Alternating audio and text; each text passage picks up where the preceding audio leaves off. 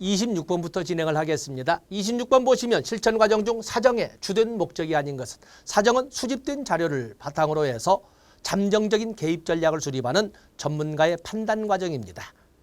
여기 보시면은 클라이언트의 문제뿐만 아니라 강점이나 자원 가능성까지도 확인을 하고 그리고 개입의 목적, 목표. 자, 함정은 여기에 있군요. 잠정적이지만 개입의 목표와 목적과 목표를 결정하고 서비스 제공의 적격성 여부, 서비스 제공의 적격성 여부 확인이라고 하는 것은 만남, 그 다음에 문제 확인, 그리고 거기에다 적격성을 파악해서 관계를 형성하든 정당한 권한 있는 기관에 의뢰하든 바로 이것은 접수 단계의 문제가 되겠어요.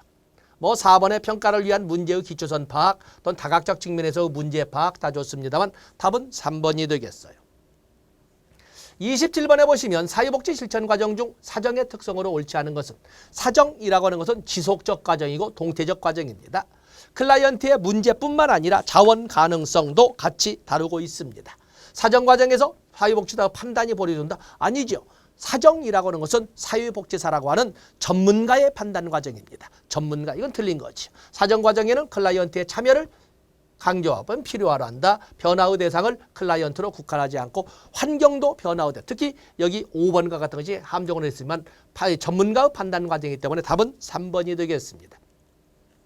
28번에 보시면 클라이언트의 환경 내 영향을 미치는 클라이언트의 환경에 영향을 미치는 환경 내에 영향을 미치는 중요한 사람이나 체계를 지칭하는 것으로 소속감, 유대감, 자원 정보, 접촉 빈도 등에 관한 정보를 제공하는 것은 자, 여기에 보면은 환경과 주로 환경 내에 있는 영향을 미치는 이런 과정이 되기 때문에 여기에 영향을 미치는 것은 사회적 관계망 지도라고 합니다. 사정도구에는 수직적 탐색 도구로서 가계도나 생활력 도표 또는 생활 주기율표, 주기표 이런 것 등이 있지만 수평적인 그 사정도구로 환경과의 관계를 다지는 생태도와 사회적 관계망 지도가 있습니다. 그 중에 여기 환경 내 영향을 미치는 중요한 사람이나 체계로 이렇게 설명을 하면 생태도와 사회적 관계망 지도가 모두 포함됩니다만은 소속감과 유대감 또 자원 정보. 자, 여기도 비슷한데 접촉 빈도에 대한 정보를 제공하는 것은 사회적 관계라고 하는 것은 ING의 개념이기 때문에 답은 3번, 3번 생활력 도표가 아니라 답은 사회적 관계망표, 답은 5번이 되겠습니다. 29번에 보시면 실천 개입의 목표로 바람직하게 기술된 것은 실천 개입의 목표로 바람직한 우리가 목표라고 할 적에는 스마트 원칙을 적용을 합니다. 자, 목표 설정의 원칙. 목표 설정의 또는 목표 진술의 원칙을 보면은 자, 이것은 보통 목적의 구체화로 약간은 차이 있지만 스마트 원칙을 활용합니다. 그렇기 때문에 목표 설정의 원칙은 첫 번째가 스페시픽. 그래서 목표는 구체성을 떼야 됩니다. 다음에 미주어블. 그래서 측정 가능성을 떼야 되고 그리고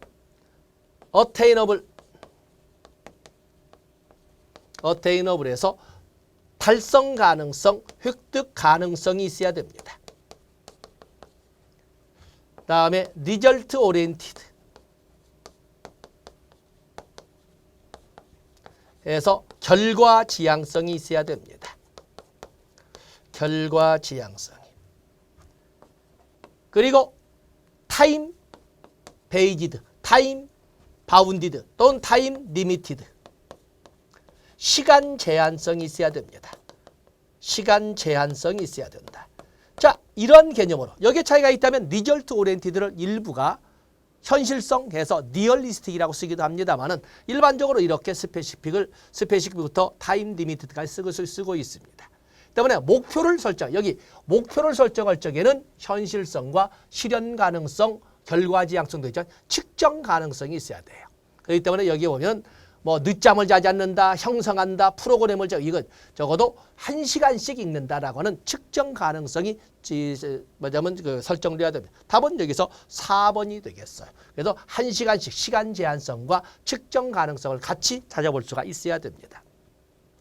30번에 보시면 사회복지사가 목표를 설정할 때 지침으로 옳은 것은 사회복지사가 목표를 설정할 때 기관의 가치나 기능과 맞지 않더라도 클라이언트가 원하는 목표를 설정한다. 기관의 가치와 맞지 않는데 그걸 한다. 이건 아니죠. 기관의 가치나 기능과 맞지 않으면 정당한 바람직한 기관의 이송, 법률용어는 이송, 사회보장기본법, 실전에는 의뢰해야 됩니다. 목표 설정 시 달성 가능성보다 동기부여를 구체해야 된다. 목표라고 하는 것은 구체성, 실현 가능성, 달성 가능성, 측정 가능성. 아니죠. 이건 틀린 거죠. 클라이언트와 사회복지사의 목표가 합의되지 않으면 사회복지사 판단을 결정한다. 아니죠. 물론 전문가니까 사회복지사의 판단을 결정. 오늘날에는 클라이언트 중심 시대가 되다 보니까 자기결정의 원리도 클라이언트의 전문가 판단만큼 사회복지사의 전문가 판단만큼이나 중요시 되거든요. 그렇기 때문에 옛날처럼 무조건 사회복지사의 판단만으로 이루어지는 것은 아닙니다. 목표가 여러 가지인 경우에 시급성과 달성 가능성을 따져 우선순위를 정한다. 답은 네 1번 하나가 되겠습니다. 31번에 보시면 클라이언트에 대한 간접적 개입을 모두 고른 것은 직접적 개입, 간접적 개입, 그런데 직접적 개입은 만나서, 간접적 개입은 만나지 않고서도 이렇게 이제 설명이 되는데 대변, 그렇죠. 만나지 않고서도 그 지지 격려할 수 있습니다. 서비스 조정, 정책 대안 개발, 자원 개발, 클라이언트와의 접촉이 없이도 이루어질 수 있는 이런 지원책이 되겠습니다. 모두가 맞는 것이 되겠습니다. 그다음에 32번에 보시면 사회복지 실천 과정에서 수행되는 사회복지사의 역할에 대한 설명으로 옳지 않은 것은 자, 사회복지사의 역할에는 수없이 많은 역할들이 있지 않습니까? 옹호자, 대변인 또는 조력자, 조력자는 조성자라고도 하죠. 또는 조정자도 있고 또 그런가 하면 중개인도 있고 중개자도 있고 중재자도 있고 교육자도 있고 전문가도 있고 분석가도 있고 계획자도 있고 조직자도 있고 많은 그 역할들이 있습니다. 옹호자, 어드보케이트, 이건 대변인이죠. 힘없는 클라이언트를 편들어주는 것인데 클라이언트의 정당한 권리를 대변하고 정책적 변화를 주관하는 활동한다. 그렇죠? 옹호자, 대변인의 역할 맞습니다. 그다음에 교사, 클라이언트에게 적합한 서비스를 연결하고 그러한 서비스를 활용하도록 한다. 서비스를 연결하는 건 교사가 아니라 이건 중개자, 브로커의 역할이 되겠어요. 그다음에 중개자는 클라이언트에게 부정적 영향을 주는 프로그램이나 정책을 변화시키기 위한 운동을 전개한다.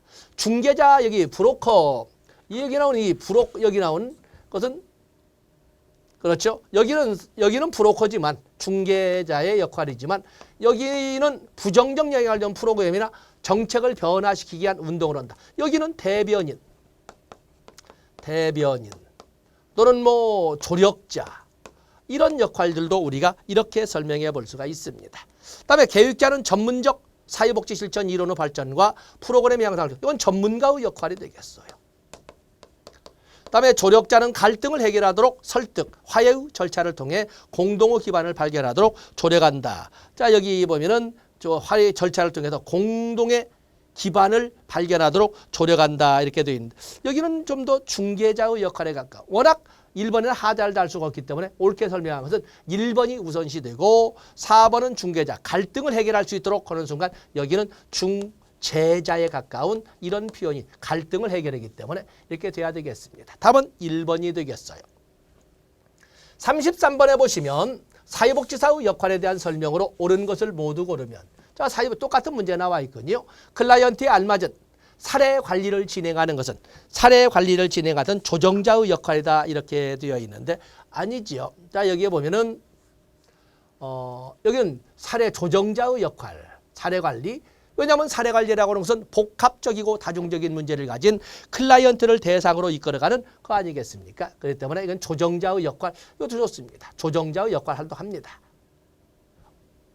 사회 문제에 관심을 가지고 제도 변화를 추구하는 것은 행동가의 역할이다. 그렇죠? 사회 문제에 관심을 가지고 변화를 추구한다. 자, 이건 좋습니다. 클라이언트의 문제를 직접 해결해 주는 것은 조력자의 역할이다. 이건 직접 해결해 주는 것이 아니라 조력자는 스스로 해결할 수 있도록 도와주는 역할이지 인내불러 가능하게 하도록 도와주는 역할이지 직접 해결해 주는 치료자의 역할이야. 이건 직접 해결하는 치료자죠. 치료자. 클라이언트를 대신하여 자원을 획득하기 위해 노력하는 것은 대신하여 대신하여 자원을 획득하기 위하여 노력하는 것은, 자 여기서는 기역, 니은, 디귿이 다 틀린 거죠. 디귿번은 다 틀렸군요. 기역, 디귿은 2번과 5번은 답이 될 줄 알고, 기역, 니은, 1번과 4번 클라이언트를 대신하여 자원을 획득하기 위해 노력, 클라이언트를 대신하여 자원을 획득하기 노력하는 것은 대변인이나 옹호자, 지지, 격려해 주는 거기 때문에 기역, 니은, 니을이 다 답이 되겠네요. 답은 4번이 되겠습니다. 4번. 그래서 함정이 니을번에 있습니다만 기역, 니은, 니을. 좋습니다. 답은 4번이 되겠어요. 34번에 보시면 아들의 과잉 행동이 심각하다고 얘기하는 클라이언트에게 아들이 활동적이네요 라고 얘기하여 부정적 문제에 긍정적 의미를 부여하는 것. 같은 말도 다르고 다르다고 하는 것처럼 부정적으로 해석하는 클라이언트와는 달리 긍정적 방향으로 바꾸어 의미를 부여하도록 이끄는 기법은 재명명 기법이라고 합니다. 재명. 답은 5번이 되겠어요. 35번에 보시면 집단성원 A군은 말과 행동이 불일치하고 감정을 왜곡하거나 부정하고 있다. 이에 사회복지사가 A군의 왜곡과 사고의 불일치를 설명하여 A군이 자신의 상황을 인식하도록 하였다. 이때 사회복지사가 사용한 기술은 사회복지사의 실전 기법이나 개입 기술에 있어서 클라이언트가 한 진술 중에 선후의 내용이 다르거나 아니면은 언행 간에 모순점이 있거나 불일치가 있으면 바로 그 지점을 지적해 줌으로써 클라이언트로 하여금 자기 자신을 제대로 직시할 수 있도록 해주는 기법은 직면 콘프론테이션이라고 합니다. 이건 워낙 잘 나오기 때문에 직면이라고 합니다. 직면은 여러분들 꼭 보셔야 됩니다. 그래서 불일치나 모순이란 용어가 나오면 바로 직면으로 가시면 됩니다. 36번에 보시면 보기와 같은 실천 개입 기술에 해당하는 것은 클라이언트의 말, 행동, 생각 간의 모순을 지적해 준다. 모순이나 불일치가 있을 때 클라이언트에게 그 불일치되는 점, 모순되는 사항을 지적해 줌으로써 클라이언트로 하여금 제대로 이해할 수 있도록, 클라이언트로 하여금 스스로를 제대로 이해할 수 있도록 돕는 것은 직면 기술입니다. 직면 기술. 답은 여기 2번밖에 안 나와 있군요. 2번. 다음에 두 번째 보겠습니다. 클라이언트가 특정 행동이나 경험 또는 생각에서 벗어나도록 하거나 그런 쪽으로 행동을 취할 수 있도록 도움을 제공하는 것. 특정 행동이나 특정 경험이나 특정 생각에서 벗어나도록 하거나 아니면 오히려 그쪽으로 생각을 하거나 행동을 하도록 이렇게 이끌어주는 것은 격려 기술이라고 합니다. 답은 2번이군요. 워낙 보면 첫 번째 기억번에서 답은 나왔습니다만 답은 니은번을 통해서도 역시 답은 2번이 되겠어요. 37번에 보시면 사후관리에 관한 설명으로 옳지 않은 것은 폴로업에서 이제 사후관리. 모든 과정은 평가로서 끝나는 것이 아니라 그 위에도 폴로업에서 사후관리가 존재를 합니다. 진행 중에 피드백을 수행한다. 클라이언트 변화가 지속되는지를 확인한다. 종결에 따른 클라이언트의 충격을 감소시킬 수 있도록 정서적 개입도 합니다. 종결 이후 발생한 문제에 대한 점검을 할 수 있다. 사회복지사의 노력에 대해 도움이 된 것과 그렇지 않은 것을 분석할 수 있다. 이렇게 되어 있습니다. 다 그럴싸하잖아요. 사후관리. 분명히 여기는 사후관리거든요. 사후관리. 사후관리는 평가 및 종결이 끝난 후에 하는 건데 여기에 뜬금없이 무슨 진행 중에가 나왔잖아요. 종료된 이후에 개입에 대한 피드백을 하는 것이 바로 평가 및 종결, 사후관리로 연결되는 과정이 되겠어요. 진행 중에가 아니라 종결된 이유가 되겠어요. 답은 1번. 사사로운. 물론 우리가 3교시가 아니라 2교시 영역이기 때문에 그렇게 함정에 빠질 일은 드물지만은 어쨌든 진행 중에가 나오는 형성평가 또는 과정평가가 되는 것이고 이것은 평가나 이런 것은 모두 수행 총괄평가나 평가 또는 사후관리가 나오면 종결 후에 하는 겁니다. 38번에 보시면 다음에서 설명하고 하는 것은 실천가와 클라이언트가 함께 노력할 일치점을 찾아본다. 협력자 관계라는 것인데 인간은 스스로 창조하고 재창조할 수 있는 힘을 갖고 있다. 사회복지기관은 실천가의 활동을 위한 초점, 방향, 내용을 제공한다. 클라이언트의 잠재적 성장 가능성을 높이기 위해 실천가, 사회복지사 위에 실천가와 클라이언트 간의 관계를 활용한다. 다 여기에 설명하는 행동주의 실천, 진단주의, 기능주의, 집단주의, 개인주의. 인간은 스스로를 창조하고 재창조할 수 있다고 본다. 그리고 클라이언트의 잠재적 성장 가능성을 인정한다. 라고 하는 실천적 접근은 1930년대에 해밀턴에 의해서 제기가 된 바로 기능주의적 접근이 되겠습니다. 기능주의. 답은 4번이 되겠어요. 그래서 다른 것은 모른다 하더라도 왜냐하면 진단주의, 1920년에 등장한 진단주의는 실천가 중심의 실천자만의 노력인 것이고 여기는 협력적 관계, 함께 노력할. 또 그런가 하면 인간은 스스로를 창조하고 재창조할 수 있다. 또 그런가 하면은 여기 클라이언트의 잠재적 성장 가능. 이런 용어는 1930년에 등장한 기능주의적 접근이라고 보시면 됩니다. 답은 4번이 되겠어요. 39번에 보시면 다음 내용에 적합한 실천 모델. 순환적 원인론. 순환적 원인론. 환경 속의 인간. 벌써 환경 속의 인간. person in environment. 환경 속의 인간이라는 용어가 나오면 심리, 사회 모델. 그래서 실천을 할 적에는 개인적, 심리적 측면뿐만 아니라 사회적, 환경적 측면도 같이 고려해야 된다. 그렇기 때문에 인간을 인간으로만 보는 것이 아니라 환경 속의 인간의 관점으로, 상황 중의 인간의 관점으로 봐야 된다. 심리, 사회 모델이 되겠어요. 그런데 공통의 문제 해결 과정을 도출해야 된다. 공통의 문제 해결 과정이 나와 있네. 공통의 문제 해결 과정. 그다음에 더욱이나 그 공통의 문제가 이거는 통합이라는 단어가 나와야 되겠죠. 통합. 그리고 서비스 분화와 파편화로 인한 문제를 해결하기 위해서 파편화 문제를 해결한다. 그러면 답은 여기에서는 통합적 접근에 대한 설명이 되겠어요. 그래서 이걸로 본다면 이것은 뭐야? 결국에 환경, 퍼슨뿐만 아니라 환경도 같이 고려해서 통합적 접근을 해야 된다 하는 관점으로 보시기 때문에 답은 여기서는 1번이 되겠습니다. 다음에 40번으로 넘어가 보시면 다음 내용에 적합한 40번으로 넘어가 보시면 인파워먼트가 나왔군요. 인파워먼트와 관계가 없는 것은 문제가 나올 적에 인파워먼트 모델이라고 하던 강점, 관점 모델이라고 하던 아니면 권한 부여 모델이라고 하던 아니면 인파워먼트를 풀어서 역량 강화 모델이라고 하던 같은 문제라고 생각하고 풀어가시면 됩니다. 자, 여기에서는 개인 강점, 문제를 버리는 건 아니지만 문제도 중요시하지만 그에 못지않게 강점이나 자원도 강조한다. 그래서 강점을 향상시킨다. 환경 자원을 활용한다. 다음에 소유 계층에 대한 관심. 그래서 소유 계층이나 주변부나 그동안 당해왔던 클라이언트 지위에 있어만 왔던 그 세대, 그들에게도 실질적인 권한을 좀 더 많이 부여할 수 있도록 접근을 한다.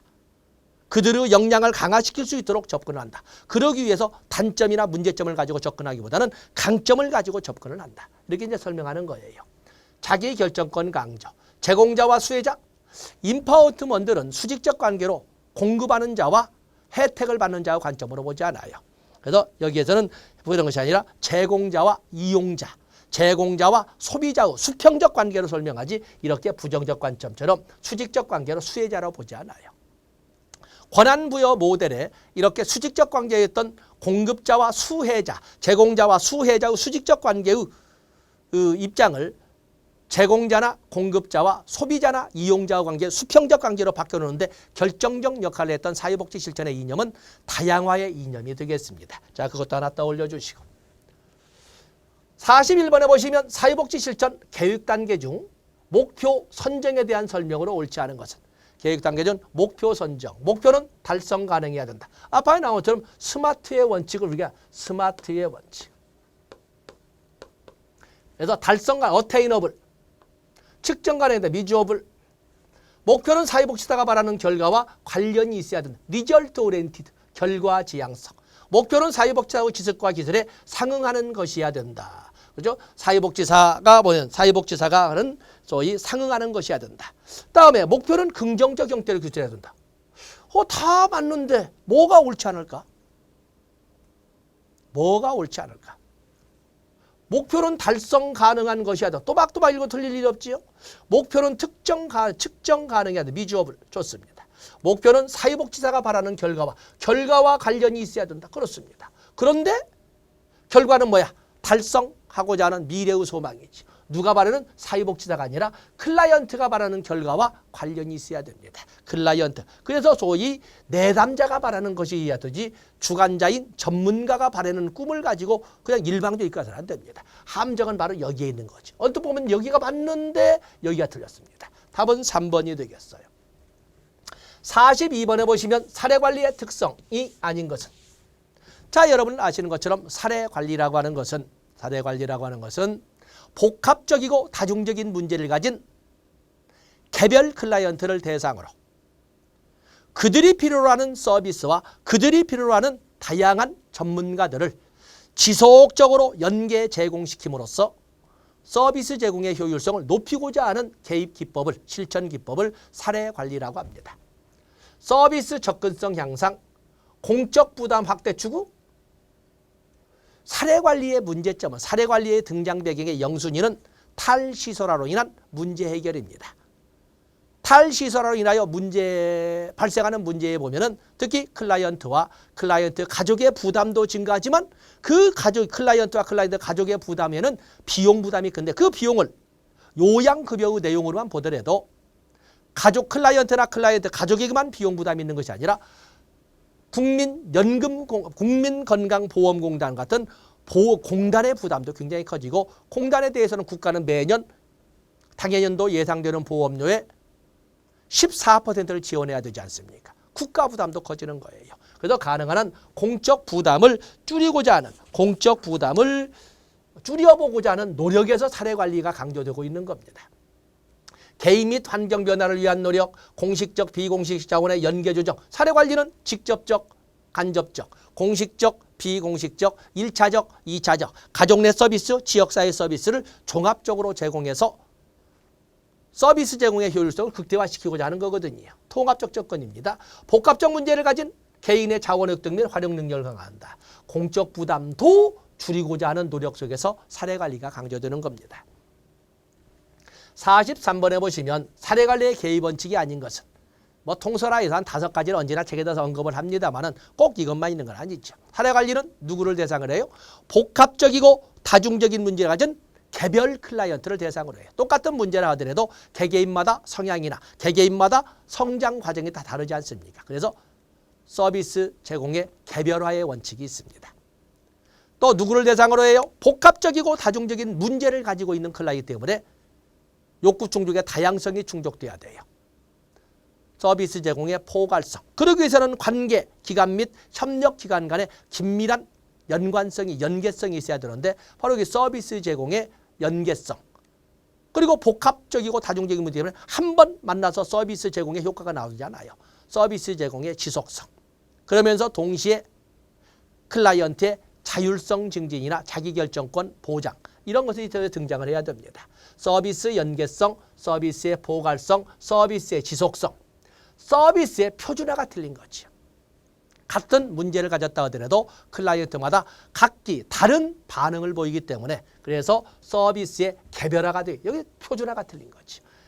표준화. 그래서 오늘날 표준화라고 하는 것은 모더니즘이 지배하던 70년대, 80년대에 있는 것이고 오늘날에는 맞춤형, 개별화, 다양성, 개성 존중, 이것이 강조되는 포스트 모더너 시대가 아니겠습니까? 답은 4번이 되겠어요. 44번에 보시면 사례관리가 필요하게 된 배경이 아닌 것은, 사례관리에 대한 배경을 한마디로 말한다면 탈시설화로 인한 문제 발생이에요. 시설에 있을 때 시설보로 발생에는 복합적이고 다중적인 문제를 가진 클라이언트가 필요로 하는 서비스 전문가가 물이 흐르듯이 이렇게 언제 지나간지 모르고 다 모두 다 제공되고 만나게 됩니다. 그런데 시설을 벗어나는 순간부터는 일일이 클라이언트가 필요한 서비스, 필요한 전문가를 향해서 일일이 찾아다녀야 돼요. 오늘날 클라이언트 중심의 시대에 가능한 한 클라이언트가 필요한 여러 서비스나 여러 전문가들을 가능한 한 자리에서 동시에 다 만날 수 있다면 얼마나 좋을까 하는 생각이 나오지 않겠습니까? 바로 이런 과정에서 등장한 것이 사례관리입니다. 복합 문제를 가진 클라이언트의 증가, 서비스 전달 체계 간 조정 기능 부재, 맞아요. 파편화된 서비스의 한계가 등장하는 거죠. 임상적 치료 모델에 대한 욕구 증가. 여기 표현은 좀 그렇군요. 중복 서비스를 제공하는 전문기관의 확대. 배경이 이제 배경을 설명을 이렇게 하고 있는데 그다음에 시설 퇴소인의 지역사회 보호 필요성 증. 이건 탈시설화로 인한 나와 있습니다. 저도 배경이 아닌 것은 임상적 치료 모델에 대한 욕구 증가, 임상적 치료 모델에 대한 욕구 증가. 이것은 사례관리 자체가 탈시설화를 전제로 하기 때문에 답은 3번이 되겠어요. 다음에 45번에 보시면 사례관리 활동에 대한 설명으로 옳은 것만을 모두 고르면 사례관리는 반드시 나오기 때문에 이렇게 실천론, 실전이 다 나오기 때문에 이게 문제를 좀 방망이 넣습니다. 사례관리는 복합적이고 장기적인 욕구를 가진 사람에 대한 지원활동이다. 그래서 복합적이고 다중적인, 복합적이고 단기적인 문제를 가진. 사례관리는 지역사회의 다양한 서비스 기관들을 연계하여 종합적 서비스를 제공하는 활동이다. 그렇습니다. 그다음에 사례관리자는 서비스를 연계하고 점검하는 간접적 실천활동과 함께 교육, 상담 등 직접 실천활동을 수행한다. 함께 그래서 간접적 서비스 제공자의 역할과 직접적 서비스 제공자의 역할을 한단 말을 이렇게 썼군요. 사례관리 과정에 새로운 욕구가 발견되면 재사정을 통해 서비스를 계속적으로 지원한다. 자, 여기 사복 실천의 사회복지 실천의 과정을 보시면 자, 접수, 조사, 사정, 개입, 그리고 좀 띄겠습니다. 그리고 개입, 그다음에 개입이 아니 계획이어야 되는 계획부터 해야 되겠군요. 목표 설정 및 계획에서 목표 설정 및 계약, 그리고 개입, 그리고 평가 및 종결. 종결을 이렇게 설명을 합니다. 근데 이와 유사한 것처럼 사례관리도 마찬가지. 사례관리도 사회복지 실천에 때문에 사례관리의 과정으로 보면 첫 번째가 접수, 두 번째가 조사, 세 번째가 사정인데 그냥 그게 합쳐서 두 번째 그냥 사정. 왜냐하면 우리가 실천 과정에서 본 것처럼 자료 수집인 조사와 사정은 서로 동시에 순환적으로 하기 때문에 구별 실익이 그렇게 별로 없다 해서 나누기도 하고 그냥 다 이렇게 하기도 합니다. 그리고 나서 계획, 그리고 나서 개입이라고 적었는데 이 개입의 과정에는 개입의 과정을 이렇게 세 단계로 나눠서 개입. 왜냐하면 일반적인 사회복지 실천과는 달리 사례관리는 누구를 대상으로 해요? 복합적이고 다중적인 문제를 가진 클라이언트를 되기 때문에 개입을 한 결과 또 다른 문제가 발견되면 점검하고 그리고 점검하고 또 다시 한번 살펴보고 재사정하고 이런 과정이 계속해서 반복적으로 일어날 거예요. 그리고 나서 평가 및 종결. 그래서 여기 나오는 점검 및 재사기란 과정이 반복되어서 포함이 될 거예요. 그러다 보니까 여기 보면 사례관리 과정에서 리을번입니다. 새로운 욕구가 발견되면 재사정을 발견됐다는 것은 모니터링을 했다는 거죠. 점검을 해서 발견되면 재사정을 통해 서비스를 계속적으로 지원한다. 자, 여기는 모든 것이 맞는 것이 되겠어요. 46번에 보시면 마침 판세했던 거 문제 나왔군요. 사례관리 후 과정을 순서대로 나가는 것은 사례관리는 당연히 먼저 접수하고 그리고 자료 수집 및 즉 조사 및 사정하고 그리고 나서 계획, 목표 설정 및 계약한 다음에 개입을 하지. 근데 개입은 한 번 개입으로 끝나는 문제가 아니라 복합적이고 다중적인 문제를 가진 클라이언트이기 때문에 그 개입의 결과 새로운 문제가 발견되면 다시 모니터링하고 재사정하고 모니터링하고 재사정하는 이런 과정이 계속 반복될 거예요. 그리고 나서 종결. 그렇기 때문에 여기는 기획과 사정이 차이가 있거든요. 먼저 사정의 결과를 바탕으로 계획 플랜을 짠 다음에 점검 및 재사정을 하게 되는 겁니다. 평가는 마지막에 있는 거니까. 그래서 사정, 기획, 점검, 개입 점검이죠. 개입 점검. 답은 3번이 되겠네요. 47번에 보시면 사례 관리자에 대한 설명으로 옳은 것을 모두 고른 것은 사례 관리자는 직접적 서비스 제공자의 역할도 간접적 서비스 제공자의 역할도 동시에 진행하지 않습니까? 그래서 사례 관리자의 역할은 클라이언트의 요구에 의해 결정된다. 그렇죠? 클라이언트 욕구에 의해. 사례 관리자는 조언, 상담, 그리고 조언, 상담, 치료 등의 치료적 기능도 담당을 한다. 그리고 직접적 서비스 제공자 역할도 합니다. 사례 관리자는 중개자, 연결자, 조정자, 옹호자 등의 역할도 수행을 한다. 사례 관리자는 기관의 서비스에 맞추어 클라이언트의 문제를 사정한다. 다 그럴싸한데 오늘날 사회복지 실천이라는 것은 무엇을 기준으로 해요? 클라이언트의 욕구를 중심으로 하는 거예요.